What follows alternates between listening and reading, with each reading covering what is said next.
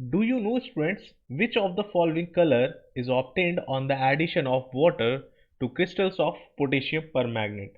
And our options are, students, first is yellow, second is pink, third is red, and our last option is green. So let us know first, students, about potassium permanganate.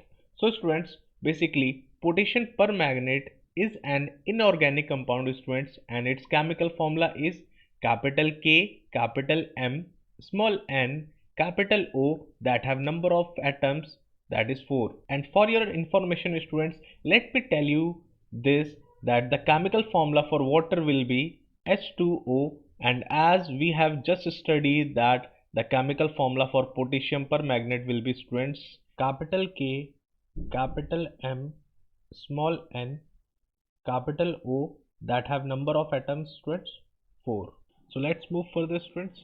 Now the color of potassium permanganate, students, is a purple crystalline. That means, students, the basic color of potassium permanganate will be purple, and it is in crystalline form, so it is a solid.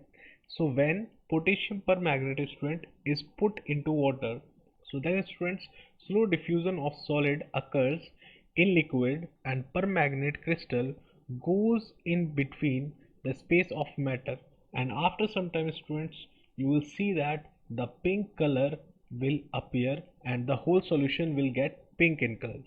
Okay, students, when the particles mainly diffuse in the space, then the water molecules make it soluble. That is the why, students, the pink color appears. So the correct answer of this question will be, students, are option B, pink.